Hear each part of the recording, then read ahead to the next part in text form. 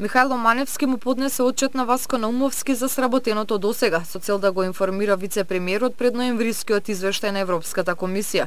Зголемени средства за работа, двојно поголем буџет, поведување систем на кариера како и реконструкција на судските згради и затворите се само дел од реформите во судството.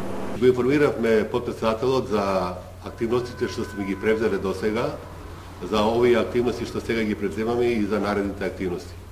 Денес на Собранието на Република Македонија се навоѓаат 10 закони од областа на правосудството, од кои 7-8 се од клучно значење. Според Наумовски, досегашните реформи во судството владата не ги спроведувала поради барањето од Брисел, туку заради подобра иднина на граѓаните на Македонија. Никогаш порано не било толку вложувано, ниту финансиски, ниту пак од друг аспект во македонското правосудство. Но и покрај ова, вице-премиерот очекува реализираните активности во областа на правосудниот систем да бидат објективно вреднувани од Европската комисија.